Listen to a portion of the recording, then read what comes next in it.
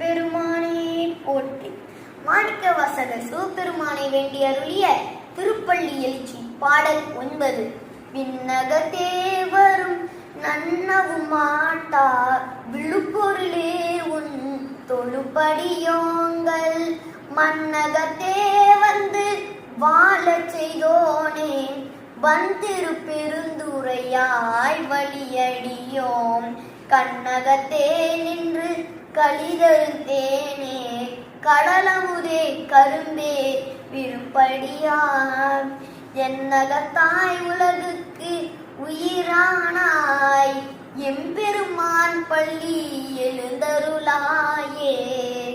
இந்த பொருள் பார்ப்போமா? விண்ணகத்தே வரும் நன்னவும் மாட்டா விழுப்பொருளே உன் தொழுப்படியோங்கள் மன்னகத்தே வந்து வாழச் செய்தோனே. அப்படின்னா அதாவது விண்ணகத்துல சொர்க்கத்துல இருக்க தேவர்கள் அமுதை உணவாக உட்கொண்டு பசியாரும் தேவர்களாலும் நெருங்க முடியாத விந்தையானவனே, மகத்துவமானவனே, உமது பாதனை கெதி என்று கிடைக்கும் அடியவர்களுக்காக இந்த பூமிக்கே வந்து வாழச் செய்விக்கிறாராம். வந்திரு பெருந்துரையாய் வழியடியோம்.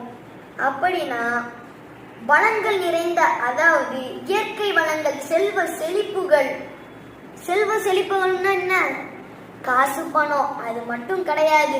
மகிழ்ச்சி, நிம்மதி, சமாதானம் இது எல்லாம் நிறைந்த வளங்களும் பெற்ற திருப்பரங்குன்றத்தில் வசிப்பவனேன்னு சொல்றாரு. கண்ணகத்தே நின்று கலிதழுந்தேனே.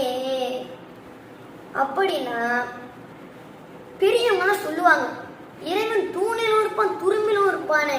ஆனா அந்த இறைவன் யார் கண்ணுக்கு தெரிவான்னு சொல்லியிருக்காங்க. பரம்பரையா அவருக்கு பணிவடை செய்தவர்கள் அடியவர்களுக்கு கண்ணுக்கு மட்டும் தெரிவார் என்று சொல்றாங்க. விரும்புடையார் என்னகத்தாய். அப்படின்னா ஈசனை விரும்பி நெருங்கி போர்களுடைய எண்ணங்கள்ல ஈசன் நிறைஞ்சிருப்பாராம், அழிக்கவே முடியாதான். முன்னாலாம் பச்சை குத்த போவாங்க, இப்ப அதை டாட்டுன்னு சொல்றாங்க. அதை அழிக்க முடியுமா? அழிக்க முடியாதுல. அது மாதிரி பர்மனண்டா இருப்பாராம், அழிக்கவே முடியாதான், எங்கேயும் நிறைஞ்சிருப்பாராம். உலகுக்கு உயிரானாய், இந்த உலகுக்கு நீதானையா உயிர், ஈசனே நீதானையா உயிர், எம்பெருமான் பள்ளி எழுந்தருளாயே. மாணிக்கவாசகர் என்ன சொல்றாரு? நீ கண் விழித்தால் இந்த உலகம் வாழும் அப்படின்னு சொல்றாரு. எம்பெருமானே போற்றி. நன்றி.